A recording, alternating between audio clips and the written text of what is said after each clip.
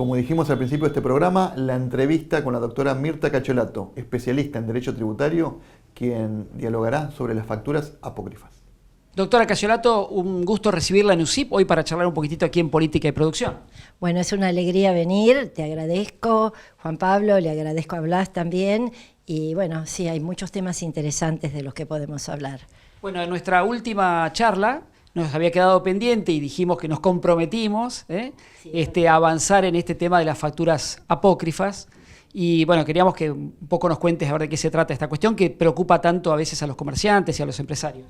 Es un tema complejo desde lo operativo, complejo por las consecuencias tributarias que tiene. Y bueno, para AFIP es el motivo más importante de fiscalización. Hay épocas que solo fiscalizan facturas apócrifas o solo no. En un porcentaje muy grande fiscalizan la existencia de facturas apócrifas. No existe una definición de factura apócrifa, ni siquiera la tiene el organismo. ¿Qué es una factura apócrifa?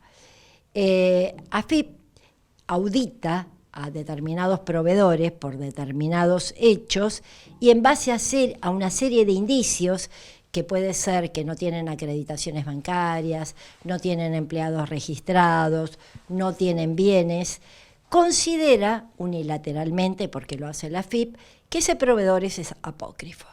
Y ahí estalla la bomba.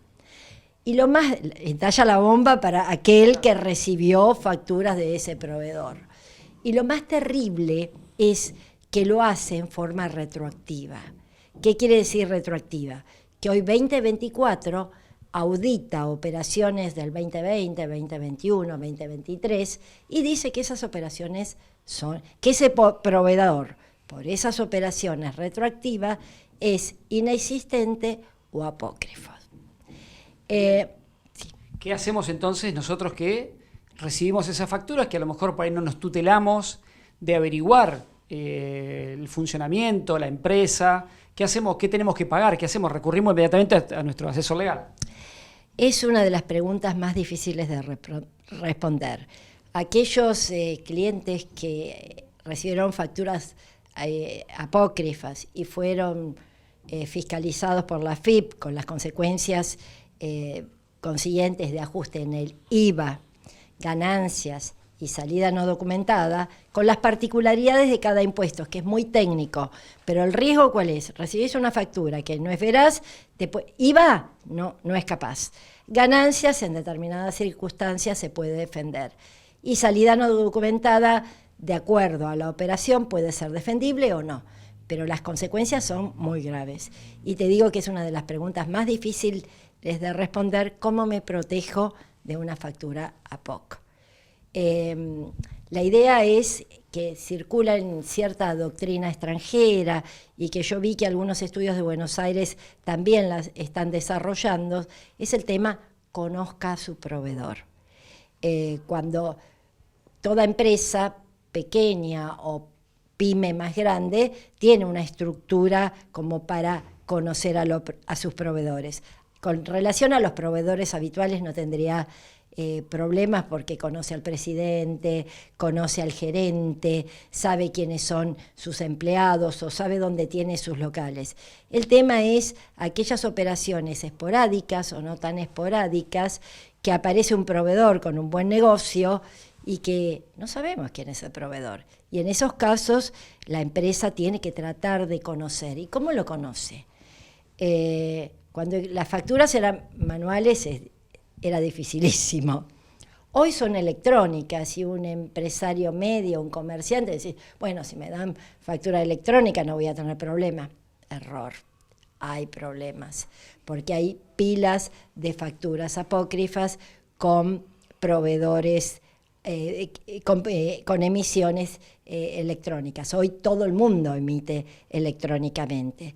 Pero, ¿qué se puede hacer? Y hacer un pequeño legajo del proveedor, pedirle, por ejemplo, la constitución social, ver si el objeto de la sociedad se relaciona con lo que estoy comprando, porque en la historia de las facturas apócrifas yo he visto sociedades que vendían pescado, servicios de logística, servicios profesionales, claro, eso no es real.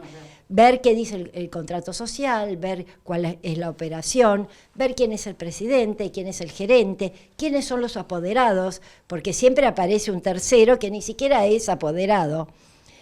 Algo que la gente hace es pedirle el 931, a ver si tienen empleados o no, pedirle habilitación del local, porque a veces, lo he visto en la profesión, aparecen negocios interesantes y no sabés de dónde viene. Y lo cierto es que si ese proveedor es calificado como APOC, la consecuencia la paga el comprador de los bienes o el prestador de los servicios. Bien, entonces, primer dato. Existen en la Argentina personas que se dedican a la venta de facturas apócrifas o al tránsito de esas facturas apócrifas, más allá de que sean electrónicas, ya que hoy no existe más el papel, pero lo que se denominan usinas de facturas apócrifas. Bueno, podemos distinguir dos supuestos que se dan en las APOC. Aquellos que compran las facturas a proveedores que son los que generan las usinas, y eso es totalmente deleznable, es un delito, no hay duda. Y aquellos supuestos en que la operación es real, vos compraste el bien, puede ser cualquier tipo de bien, o contrataste el servicio, pero el proveedor te da una factura que no es la de él. Por eso esto que hablábamos de conozca a su proveedor. O bien el proveedor es real, pero por hechos personales del proveedor deja de pagar sus impuestos o da de baja esa sociedad y continúa con otra, y ese proveedor es calificado como APOC. Y aquel que compró los bienes de buena fe o contrató los servicios de buena fe es el que va a ir a buscar la FIP, que nosotros siempre decimos en el estudio, van a aquel contribuyente que está sentado y no van al chiquitito que dejó de pagar los impuestos. Entonces, el contribuyente más cumplidor es el que tiene que soportar las consecuencias. Y es terrible, ¿eh? ¿Qué le pasa al contribuyente? Que ese es el contribuyente de buena fe. Tiene que salir a probar que la operación es real. Y aunque parezca sencillo, no lo es. ¿Eso dónde se hace en la FIP? Se hace en el marco de una inspección o el procedimiento posterior de determinación de oficio.